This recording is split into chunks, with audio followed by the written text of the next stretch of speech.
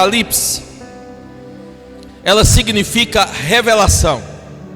Eu sei que você já viu muito essa palavra, né, mundo afora, e até mesmo em vários filmes, né, se usa essa palavra Apocalipse. Mas essa palavra significa revelação. E o livro de Apocalipse ele não está sendo tratado como livro selado, como muita gente pensa que é. Pelo contrário, é um livro que traz a revelação de algo que estava oculto. Ou seja, o livro não está fechado.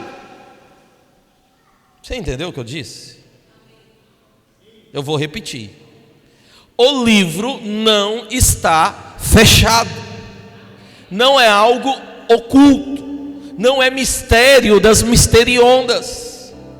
Das misteriondas dos mistérios. Não é. É um livro revelado. Tem revelação de Deus aqui. Amém ou não, irmão? Irmãos, é um livro tão fascinante.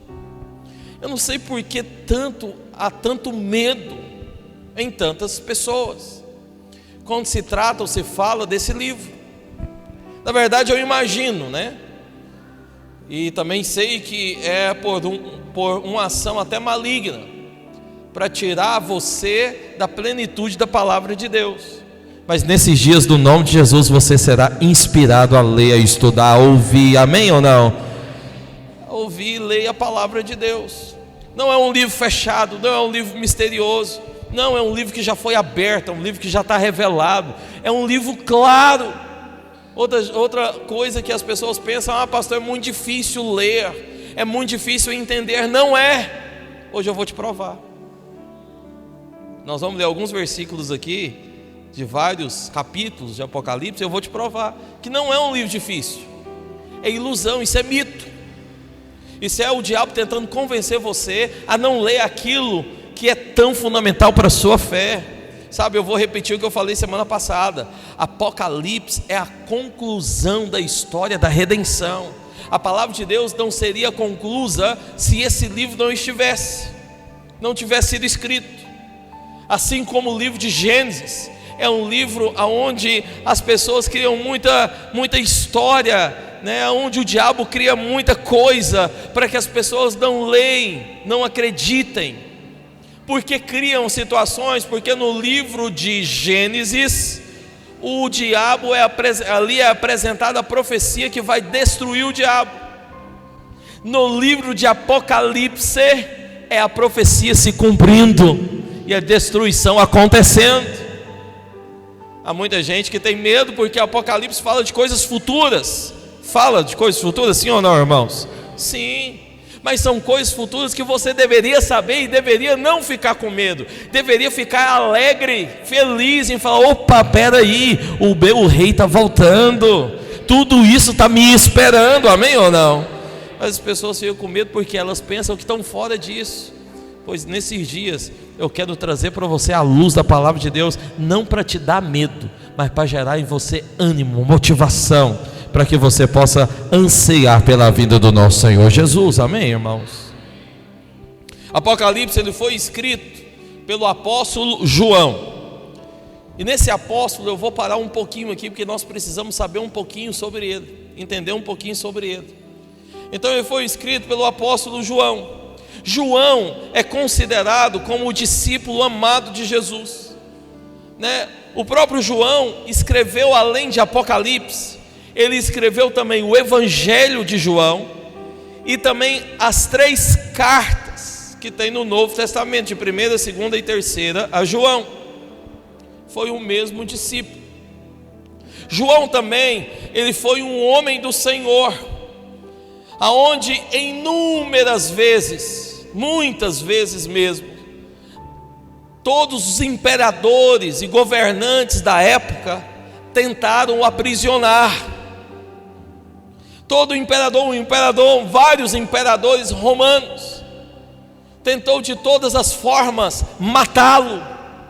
Todavia João foi o único apóstolo, o único discípulo que não morreu de morte matada. Entendeu? E o trocadilho? Ele morreu de morte morrida. Foi o único apóstolo, o único discípulo que não foi matado por ninguém, morreu de morte natural. Por que isso aconteceu em primeiro lugar? Porque o próprio Senhor disse, pode colocar lá o texto para a gente ver, lá em João capítulo 21, 20. João 21, 20. O próprio Senhor disse que João não iria morrer, mas ele iria permanecer até que Jesus viesse para lhe dar a revelação. Olha o que está escrito lá, João 21, 20. Está escrito: então Pedro, voltando-se, viu que também ia seguindo o discípulo a quem Jesus o quê? Amava. Olha aí, esse era João. O qual na ceia se inclinara sobre o peito de Jesus e perguntara: Senhor, quem é o traidor? Vendo-o, pois, Pedro perguntou a Jesus: e a quanto a este? Seria João. Respondeu-lhe Jesus: se eu quero que ele permaneça até que eu venha, que te importa? Quanto a ti, segue-me. Então se tornou corrente entre os irmãos o dito de que aquele discípulo não morreria. Ora, Jesus não dissera que tal discípulo não morreria, mas se eu quero que ele permaneça até que eu venha, que te importa? Ficou comum para todos que João seria o único que não ia morrer, porque o próprio Jesus mesmo estava declarando isso: ele vai ficar até que eu venha, até que uma revelação seja dada a ele. E João ficou, ninguém conseguia matar João. Olha, Pedro morreu de uma morte assim, morrida de bem morrida mesmo, de uma morte matada, bem matada mesmo, na verdade. Mas Pedro, ele morreu de uma morte que era a pior morte, que era a morte de cruz. Mas ele morreu de um jeito diferente, foi crucificado de cabeça para baixo, que era pior ainda. Paulo, não sei quantas vezes as pessoas tentaram matar ele, de maneira com pedrada, várias situações. Mas Paulo também teve uma morte muito ruim. Os outros discípulos de Jesus, Tiago, Filipe, todos os outros morreram também de mortes muito cruéis. Mas João, ninguém conseguia matá-lo, ninguém conseguia pegá-lo, apesar de todos tentarem, apesar de vários imperadores aprisionar ele, não dava certo. Por que não dava certo?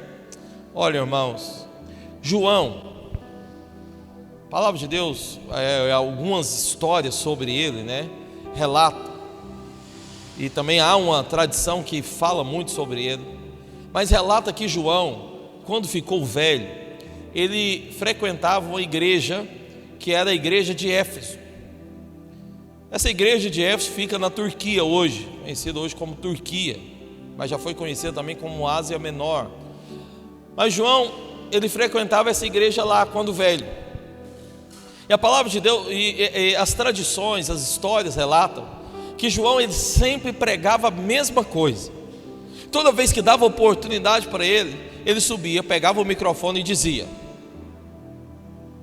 um novo mandamento vos dou, que vos ameis uns aos outros, assim como eu vos amei, disse Jesus. Aí chegava o próximo culto, ele pegava o microfone e dizia: um novo mandamento vos dou, que vos ameis uns aos outros, assim como eu vos amei, disse Jesus. Na mesma igreja, chegava outra reunião, chamava o apóstolo, E ele subia, pegava o microfone e dizia: um novo mandamento vos dou, que vos ameis uns aos outros. Talvez eu contando isso para você, você fica pensando: pastor, mas que palavra chata, que pregação chata. Bom, esse é o segredo que eu quero falar para você. É coisa só da sua cabeça, é coisa só da nossa imaginação, que era algo chato. Sabe por quê? Porque quando João subia, pegava o microfone e falava, toda vez que ele ia falar isso, ele falava com lágrimas nos olhos. E quando ele começava a falar, tinha uma nuvem do céu que vinha naquela reunião. Tinha uma presença, uma glória que descia naquela reunião, que na hora que ele começava a falar aquela mesma palavra, com lágrimas nos olhos, o Espírito de Deus tomava conta da reunião de todo mundo. E depois disso, a reunião acabava. Não tinha mais nada o que fazer. O Espírito de Deus tomava e trazia um renovo a cada reunião. O velhinho subia lá, pegava o microfone, começava: o novo mandamento vos dou. As lágrimas caíam, o Espírito descia e a reunião se encerrava, porque não dava para fazer mais nada. Por que isso, pastor? Porque esse irmão, ele não estava falando algo de um livro que leu. Ele não estava falando uma experiência de alguém que contou e ele achou interessante e pegou essa experiência e começou a repetir toda a reunião. Ele não estava dizendo algo porque ele não tinha mais nada para falar, porque se esgotou todo o seu roteiro, toda, a sua sabedoria, todos os seus recursos se esgotaram. Não tenho mais nada para falar, então ele pegava lá e só falava isso. Ele também não estava fazendo porque queria encher linguiça. Tem que fazer uma reunião, né? Então vamos lá, o novo mandamento vos dou. Não. Ele estava falando algo de uma experiência com Deus. Era uma realidade, meu irmão. Não era algo que aprendeu em um livro. Quando ele subia naquele palco, pegava o microfone, era algo que ele tinha experimentado. E quando você fala algo que é da parte de Deus, que você ouviu da parte de Deus, que você experimentou em Deus, é diferente. É diferente. Esse é o grande problema de muitos homens. Está aqui o exemplo de grandes homens de Deus. Se você quer ser um grande homem, mulher em Deus, você precisa seguir o exemplo desses aqui, que eram homens, que eram homens de Deus mesmo para valer, que tinham uma vida voltada para o Senhor, que tinham uma vida que queria experiências com o Senhor, mesmo após Jesus morto, mesmo após todos os discípulos mortos, estava lá um velhinho que ainda mantinha um coração fervoroso, aquecido, apaixonado pelo Senhor. E quando ele pegava o microfone, filho, o Espírito descia, as lágrimas rolavam. Sabe por quê? A palavra que ele estava falando era a palavra que ele tinha ouvido do Espírito Santo de Deus. Todos eram tocados, porque é assim.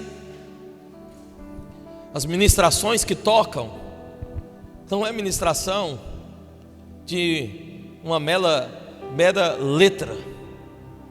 Não é ministração só que você pegou aqui, folheou a Bíblia, apontou o dedo num versículo e leu. As ministrações que tocam são as ministrações que, em primeiro lugar, o seu coração foi ministrado. Se você foi ministrado, pode abrir a boca e falar, porque outros serão tocados também. Em primeiro lugar, você tem que ser ministrado pela palavra de Deus. Você tem que ser ministrado por Deus.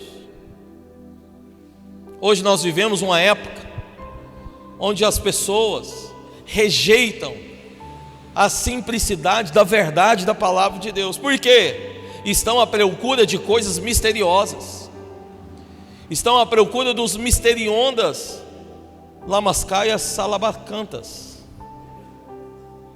É mistério, pastor. Eita glória. Você não tem que estar à procura de coisas misteriosas. Sabe por quê? Porque tudo já foi revelado. Estranhar, não, isso aqui é mistério. Mistério da onde? tudo já foi revelado. Se ainda é mistério para você, é porque está te faltando buscar revelação, é porque está te faltando buscar clareza, está te faltando buscar entendimento espiritual, está te faltando parar, ficar na onda superficial e começar a mergulhar na onda do Espírito para valer. Está entendendo ou não? Está te faltando mergulhar em Deus. Mas hoje as pessoas procuram coisas complexas, coisas misteriosas. Mas eu vou te falar uma coisa, filho, a verdade é que as coisas do Espírito é simples.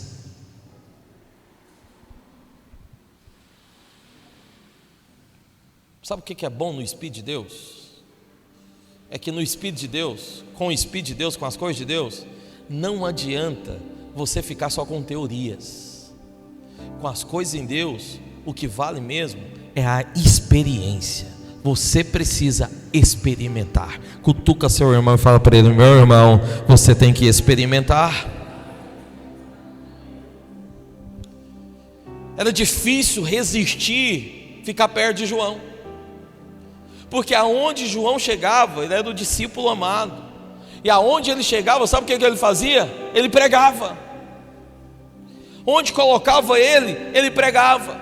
Se colocava ele na cadeia, ele pregava, e os prisioneiros se convertiam, os carcereiros se convertiam, a cadeia inteira se convertia e virava, sabe o que? Uma igreja. Porque era difícil, era complicado colocar João ali. Aonde ele entrava, ele pregava a palavra na simplicidade, porque era alguém tocado por Deus. Olha para cá.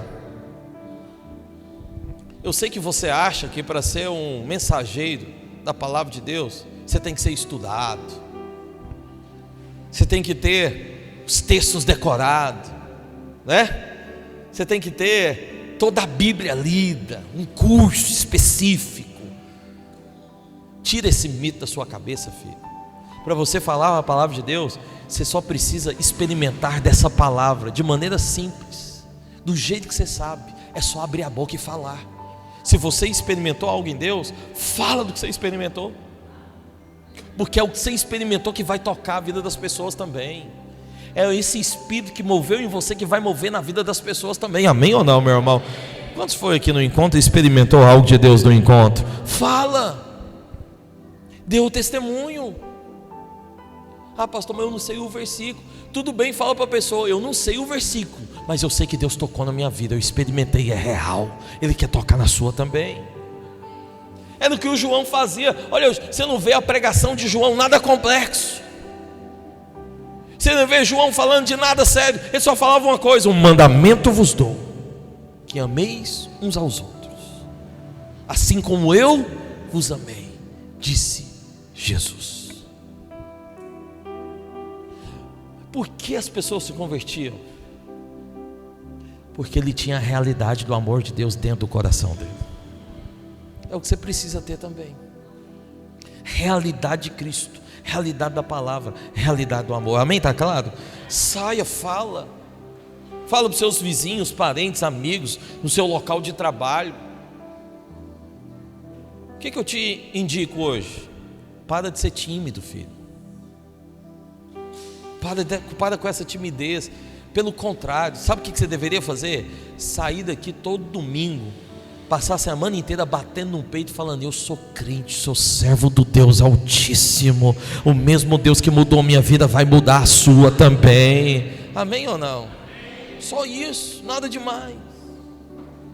O Deus que me transformou pode transformar você também. João, filho, ele foi um homem que viu a Jesus. Em primeiro lugar, ele andou com o Senhor. Ele recostou a sua cabeça no peito do Senhor, naquele momento ali da última ceia. Ele viu a glória de Deus, de Jesus entre os homens. Mas dos discípulos, talvez ele era o mais amoroso, o mais afetuoso, também talvez poderia ser o que estava mais próximo do Senhor. Mas olha o tanto que é interessante, ele viu Jesus em carne, mas ele também viu Cristo glorificado. o único dos discípulos que viu o Cristo glorificado nos céus, assentado à direita de Deus Pai, o único que viu Jesus com os cabelos brancos como a neve, os olhos brilhando como o sol ao meio-dia, os pés como de bronze polido, caminhando entre os candelabros de ouro. Foi o único que viu isso, foi João. Um dia alguém me perguntou, um dia tinha alguém falando. Dois momentos aconteceu bem interessantes. Um momento, estava eu e um colega meu perto de duas crianças. Você sabe, criança aqui no nosso meio, na nossa igreja, é criança cheia da palavra. E aí estava eu e um colega meu, pastores, junto com duas crianças, filhos de um dos irmãos da igreja, e estava ali conversando com eles e falando para eles: olha, eu disse, olha, eu gosto do Homem-Aranha, tal. E o meu colega falou: não, melhor um Homem de Ferro. Aí a gente perguntou para os meninos, ó, a bobeira nossa: e vocês, o que vocês gostam? Eles: de Jesus. Eu falei: opa, complicou, né?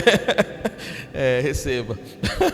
Aí um dia Maria deu conversando com um dos irmãos, e um lá falando: não, eu queria ser como Paulo, escreveu quase todo o Novo Testamento.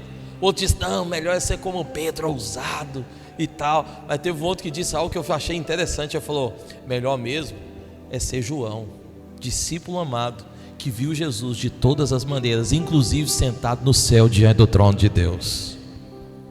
Esse foi privilegiado. João viu algo que eu e você ainda não vimos.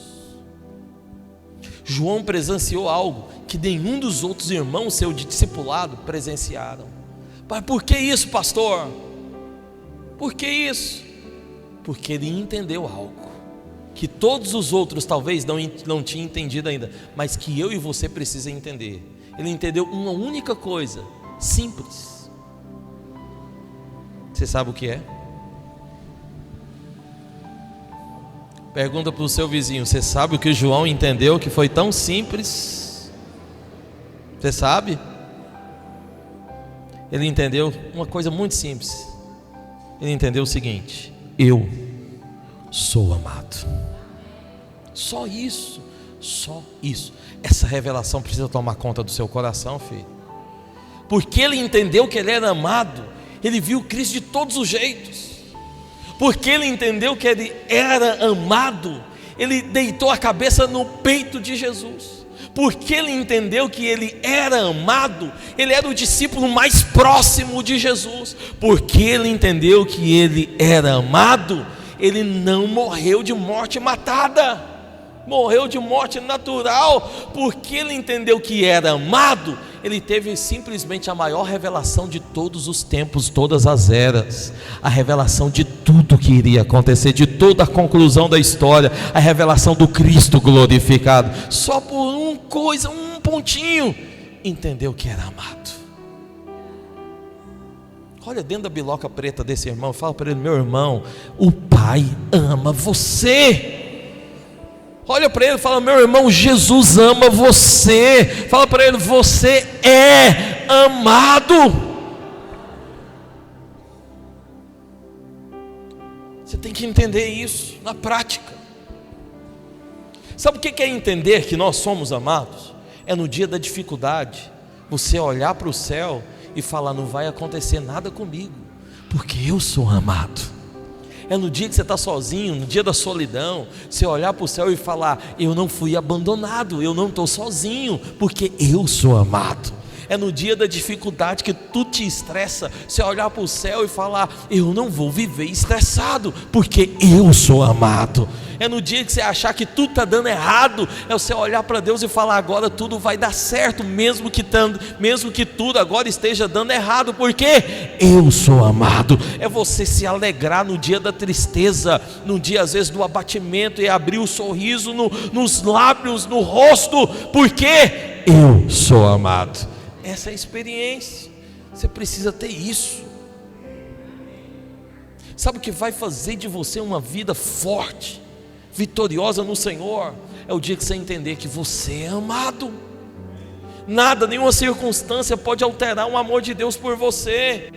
Olha, todos os outros 11, que depois elegeram mais um para ficar no lugar de Judas Iscariotes, todos os outros 11 morreram,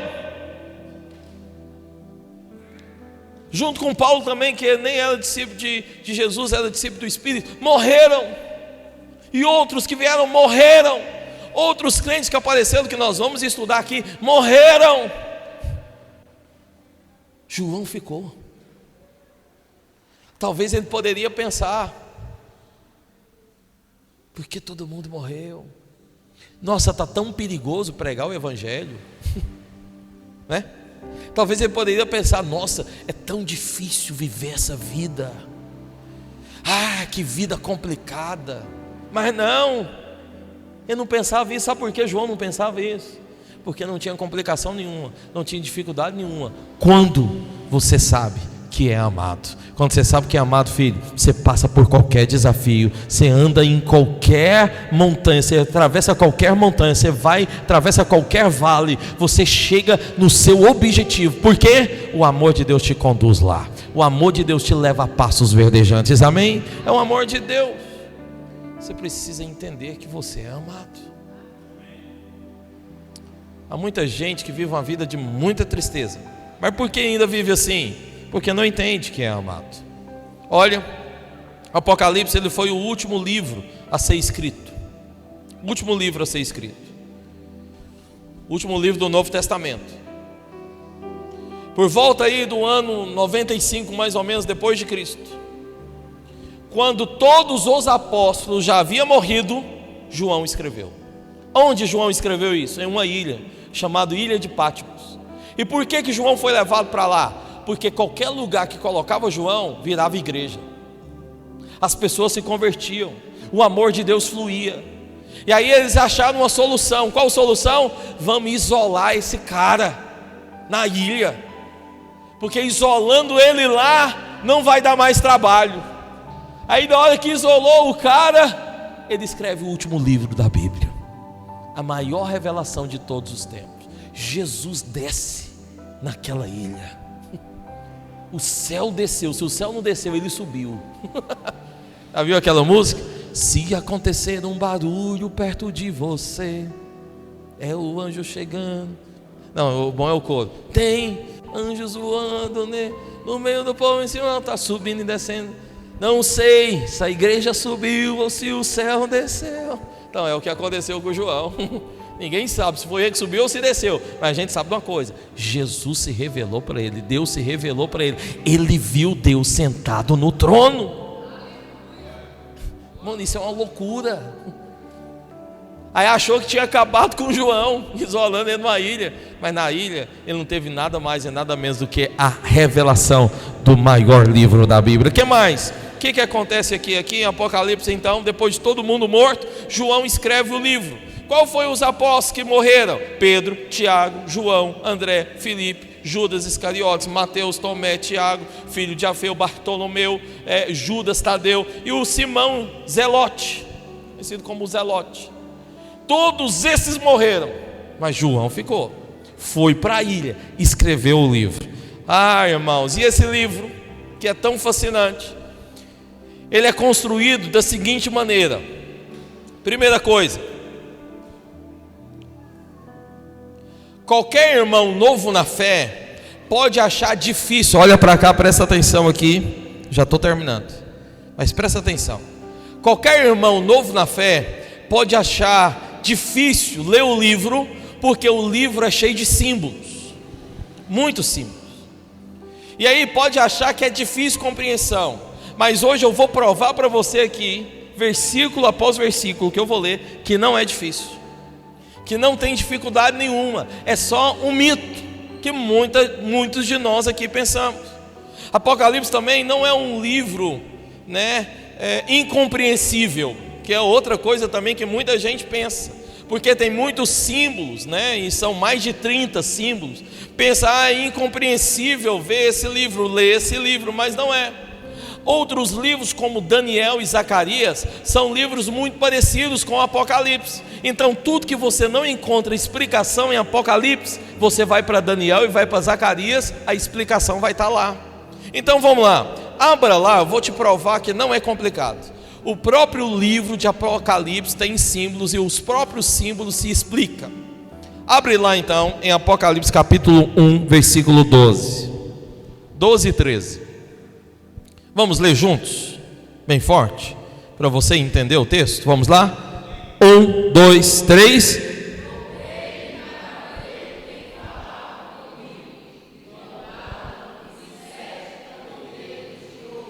Não, vocês leram errado. Vamos lá. 12 ou 13. De novo, 1, 2, 3 e... Voltei-me para ver quem falava comigo. E voltando, vi 7 candeeiros de ouro. 13. E no meio dos candeeiros, um semelhante ao filho, com vestes talares, cingido à altura do peito, com a cinta de ouro. Então, o próprio texto está explicando. O texto está dizendo que esse homem que estava andando pelos candeeiros, que João viu, era um homem o quê? Semelhante a quem? Ao filho do homem. Quem é chamado de filho do homem na Bíblia? Fala comigo, Jesus. Fala para o seu vizinho, Jesus. Então, o texto está explicando. Quem é esse homem que está andando pelo candelabro de ouro? Quem é? Fala bem forte. O nome dele é Jesus. Está vendo? O próprio texto se explicou. Vamos lá, próximo. Apocalipse 1:20. 1:20. Vamos lá, vamos ler de novo. Quanto ao ministério das 7 estrelas que viste na minha mão direita. Então, tá vendo? Aí tem aí a palavra mistério. Aí todo mundo pensa, é um mistério. Não é mistério, o texto vai explicar. Vou ler de novo. Quanto ao mistério das 7 estrelas que viste na minha mão direita, e aos 7 candeeiros de ouro, as 7 estrelas são, e os 7 candeeiros são. Aí, o texto explicou. Quem é os candeeiros?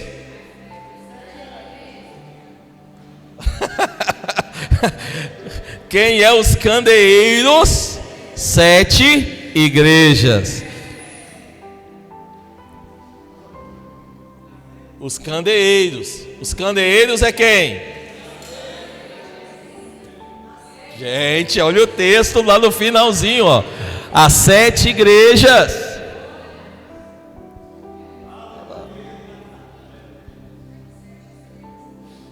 Olha lá, os 7 candeeiros são as 7 igrejas.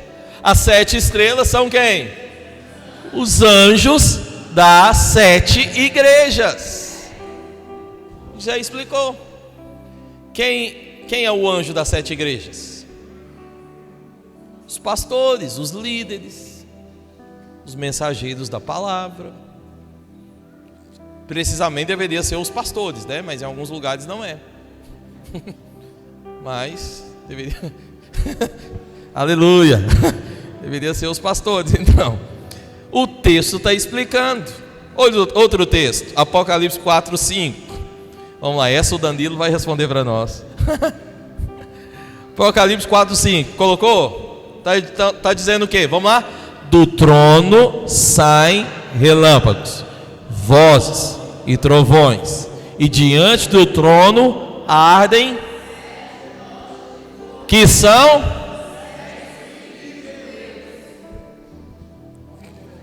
o que é esse fogo, irmão? Você está com dúvida ainda? Vamos lá, o que é esse fogo? Fala comigo. Os 7 Espíritos de Deus. Deus tem 7 Espíritos, sim ou não? Não. Quanto Espírito é? Mas por que aqui está falando 7? Está vendo? É isso que eu vou mostrar para você.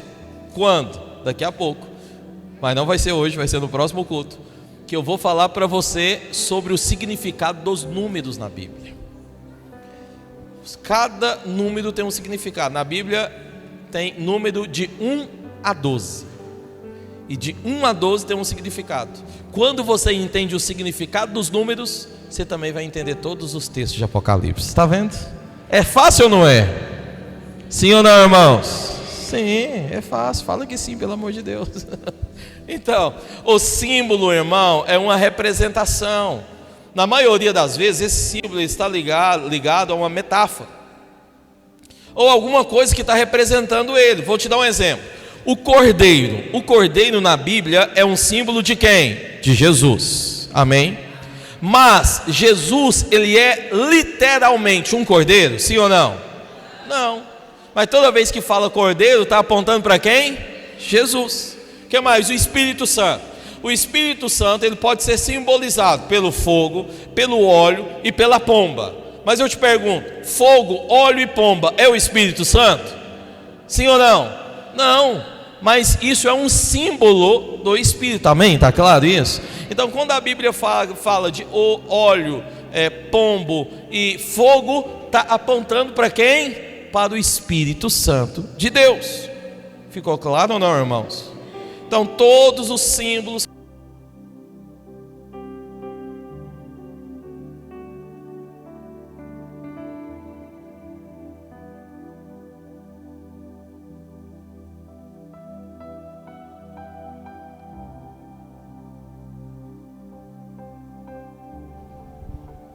glória a Deus.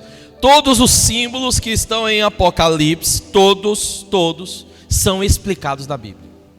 Todos, a própria Bíblia vai explicar para nós. Outro texto, é Apocalipse 4:5, está dizendo: e trovões diante do trono de Deus ardem 7 tochas de fogo, que são os 7 o quê? Espíritos de Deus. Adiante do trono como um mar de vidro, semelhante ao cristal, e também no meio do trono e à volta do trono. Ou seja, esses olhos, esses 7 olhos, já está explicando, são também os 7 Espíritos de Deus, assim também como as 7 tochas, são também os 7 Espíritos de Deus. Apocalipse 8:3, veio outro anjo e ficou de pé junto ao altar, com um incensário de ouro.